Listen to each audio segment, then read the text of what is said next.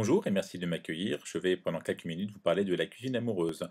Cet exposé vient de la suite d'une soirée qu'on a fait avec Nathalie Giraud, qui est fondatrice de Piment Rose et qui travaille dans un lieu où justement la séduction est présente, puisqu'il s'agit des jardins du plaisir.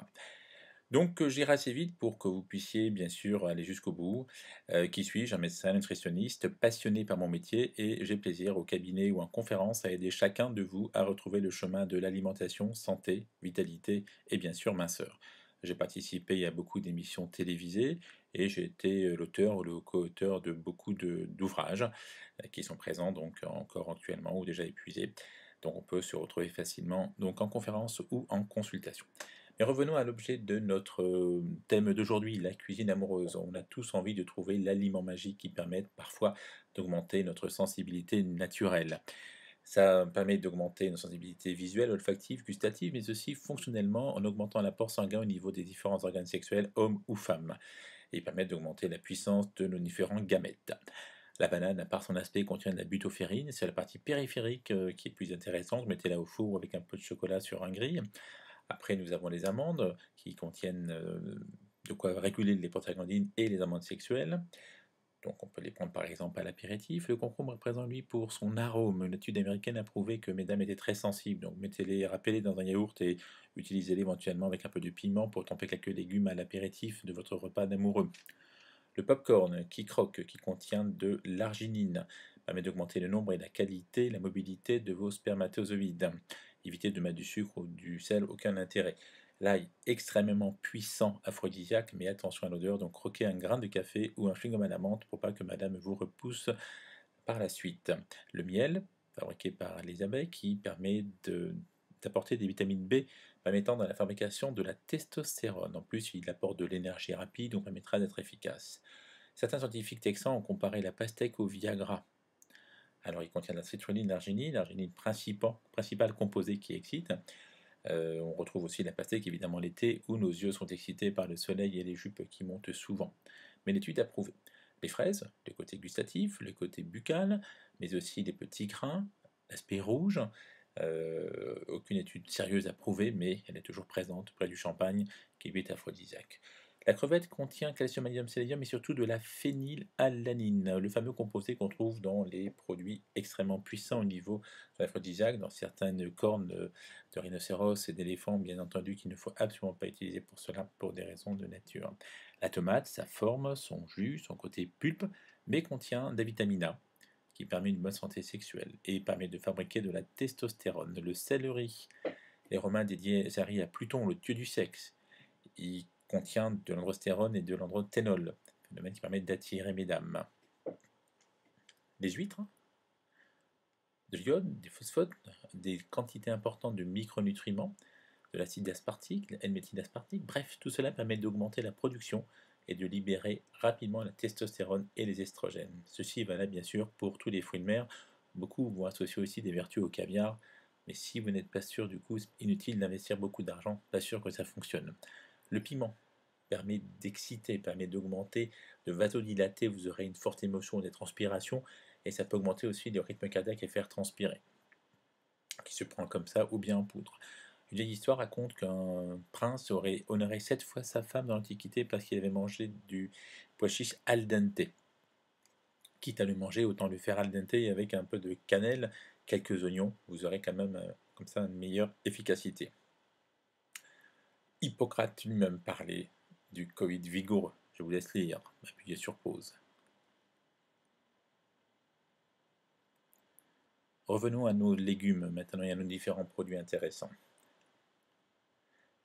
La cantaride, une poudre de mouche qui vient d'Espagne, extrêmement connu par Richelieu et par le marquis de Sade, qui a été mis en prison après avoir empoisonné ses opposants en utilisant du chocolat fourré à la cantarine, vasodilatateur qui avait justement provoqué un priapisme, mais aussi un arrêt de cet organe, notamment le foie et le rein. Donc n'en abusez pas, mais on la trouve pas facile, qui rend les femmes plus tendres et les hommes plus entreprenants. Elle contient des composés proches de la testostérone, l'hormone sexuelle chez l'homme et chez la femme. Les épices, toutes les épices type cannelle, cumin, clou de girofle, cardamome, safran. Pour ne pas être embêté, utilisez le curry qui les possède tous et mettez un peu de cannelle ou utilisez la cannelle pour vos desserts. Le gingembre, dont les propriétés sont très connues, vasodilatatrices, on peut le manger râpé ou bien confit. Pour revenir au gingembre, j'ai une petite recette. Je mets souvent du gingembre dans un jus d'ananas. Je le vais d'abord le passer dans un mixeur et je le filtre dans un papier afin d'avoir justement quelque chose de puissant au niveau du goût et qui n'est pas alcoolisé. Petite recette, donc un d'ananas, quelques racines de gingembre, un coup de mixeur, laissez macérer, un filtre papier et buvez. Vous aurez ainsi une boisson agréable. L'avocat, potassium, testostérone, dopamine, on en reparlera.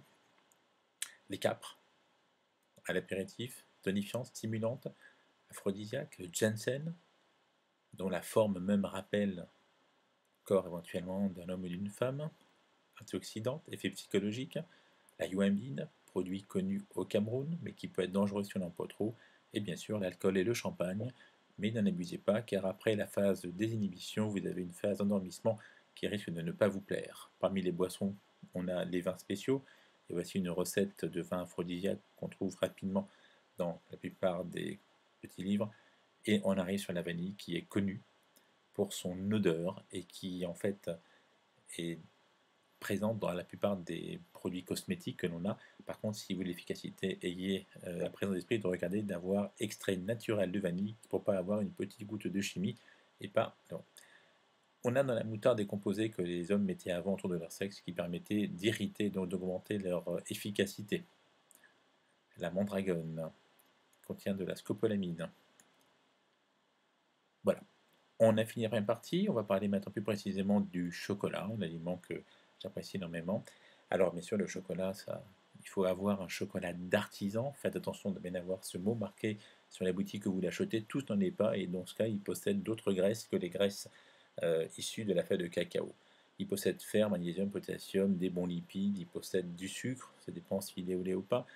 Il possède du phosphore, du calcium, il possède du fluor, du polyphosphate. Bref, c'est un élément vraiment complet qui permettra de vous aider sur un plan cardiovasculaire, et c'est aussi un antioxydant, antidépresseur, anti-stress, anti-fatigue.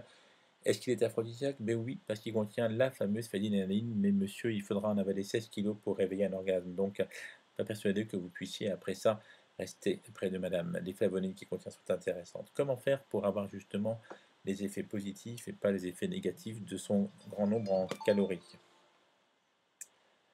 Eh bien, c'est simple, il suffit de faire attention aux neuromédiateurs. De quoi s'agit-il? Nous avons dans la journée des choses qui se passent par rapport aux horaires et par rapport à la Lune.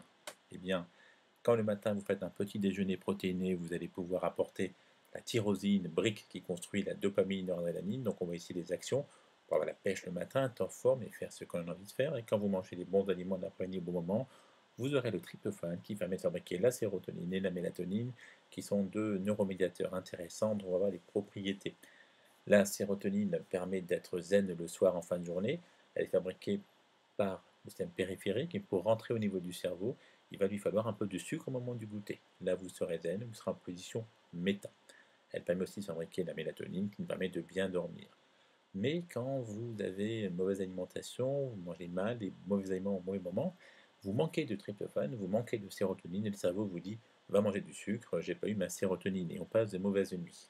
Donc pour éviter cela, je vous conseille de manger des bons aliments à la bonne heure et surtout d'avaler un petit bout de chocolat pour avoir le côté vert et pas le côté rouge. Le chocolat possède le précurseur tryptophane, la sérotonine polyphénie et le sucre transporteur. De ce fait, vous aurez une efficacité intéressante de votre activité et votre bien-être.